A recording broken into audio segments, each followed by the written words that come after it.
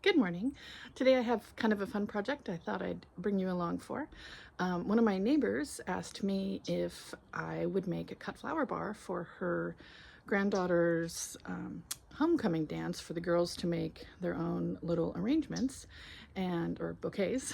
And so there's 10 girls, and I'm going to go out and cut everything I can find for them and separate them into different containers so that it's not a big schmoo for them to pull from.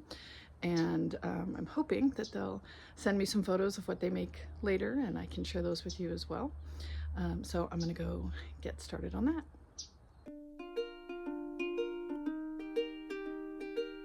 So I like to start with greens, and one of the greens that I'm using a lot right now is English ivy.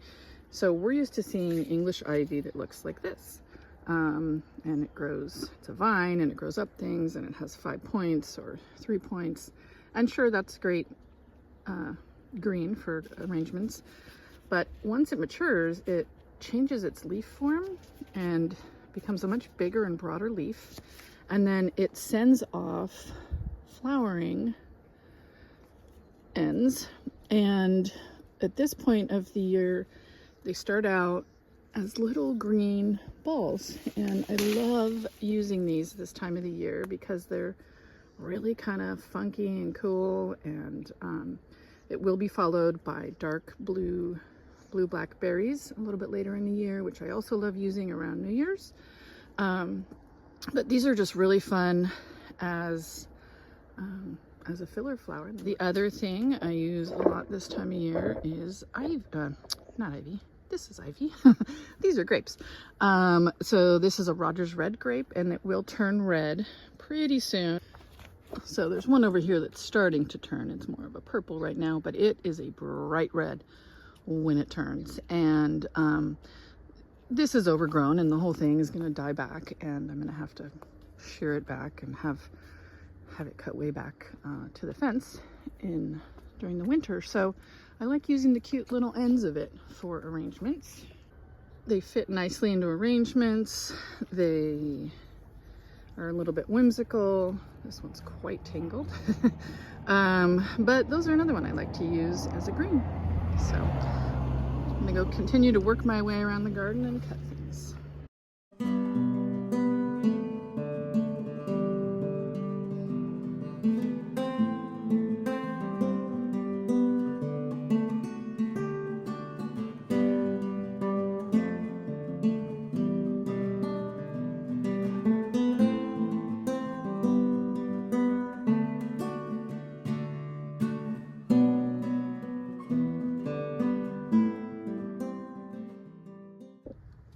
This is a Mexican sage, and it has these really cool purple flowers. They're kind of velvety, and I like to use it as this time of year as a accent flower.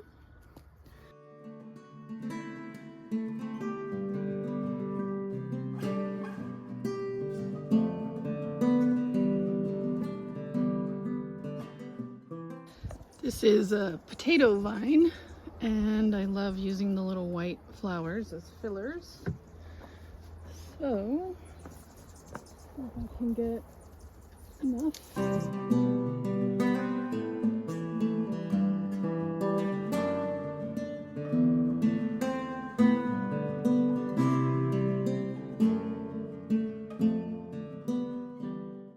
This is a lion's tail sage, and I use it a lot this time of year in arrangements. I'm not sure the girls are going to want to use it in a hand bouquet for a dance, but maybe somebody's wanting to be, with the season, so I'll go ahead and put 10 of these in there. The bulk of the flowers I'm going to give them are zinnias, so I'm going to spend some time cutting a bunch of these in here. And the way you can tell if a zinnia is ready is, okay, so this zinnia is beautiful. But I don't think it's ready to cut yet, because when you wiggle it, see how the head just really bobbles all around?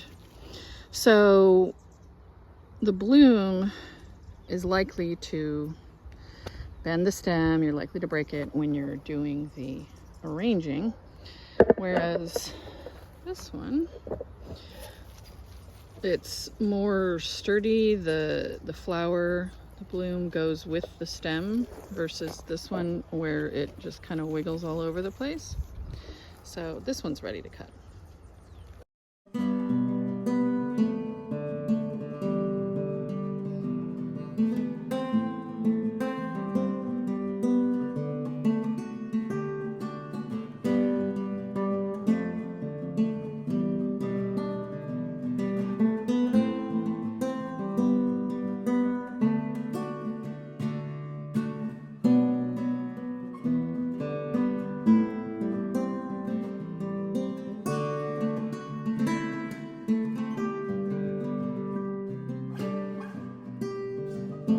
I'm going to start processing some of these just to get them ready. This one's already doesn't have leaves, so I'm just going to do one more cut.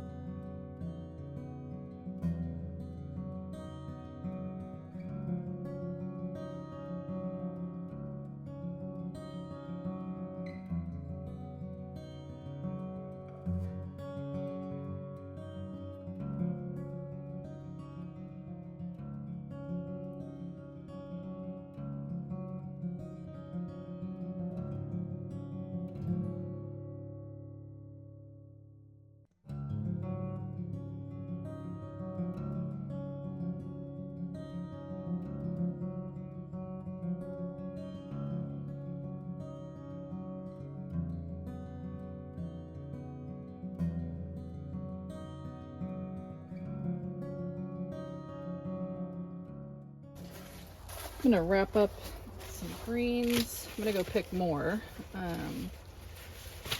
Go get some ferns. But I just start. These I'm just gonna put in a bucket of water for them.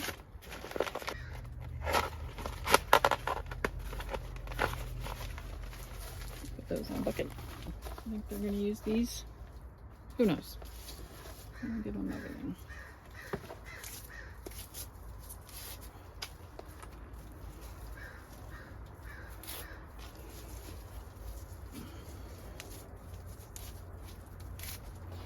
You can tell you're a florist if your hands have this permadirt in them. It's not really permadirt, it's sap and plant juice. Because you take a plant and strip it with your hands. You should probably wear gloves. These ones and these I think I'll put in a paper together. This is Status. It's a great filler.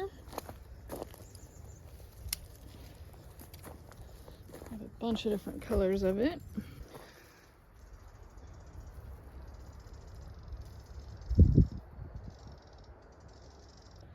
These are Dawn Creek zinnias, and they are a little more pastel than the California Giants. The rest of my zinnias are California Giants. And this little pocket right here are Dawn Creek, and they are definitely more pastel. I'm going to cut some of those.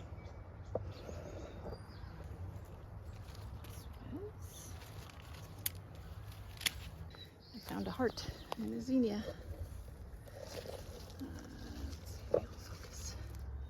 See the little heart in the center there? Can't tell if it's catching. Sometimes the center flowers create a little heart. There we go.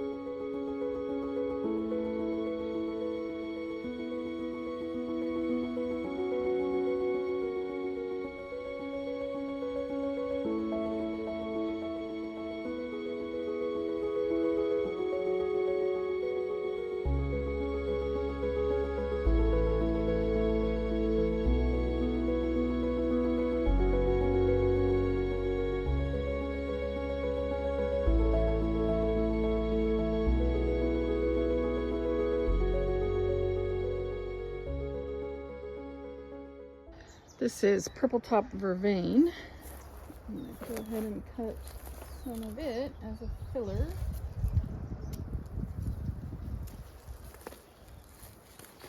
It kind of looks like a statice, but it's a different flower. This is my row of Lisianthus, and I think this one is really cool. It's, I think, mariachi purple. But what's cool about it, I mean, it really looks like it's been dipped in purple or something. So let's see if I can get 10 of these.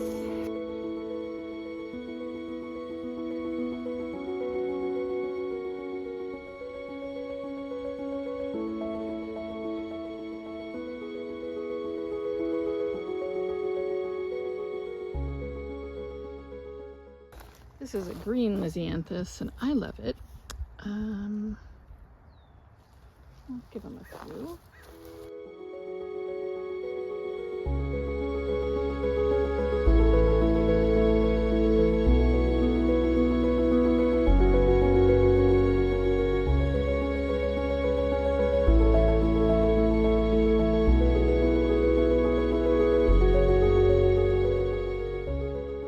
I have a row of straw flower here, all different colors. I'm gonna find some good ones for them.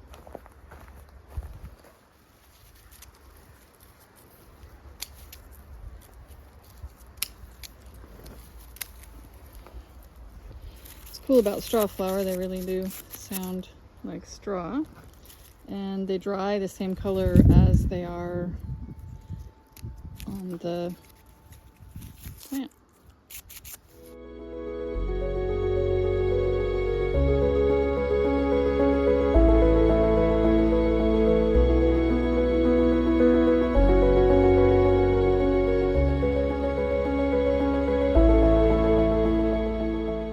This is Celosia, or Celosia.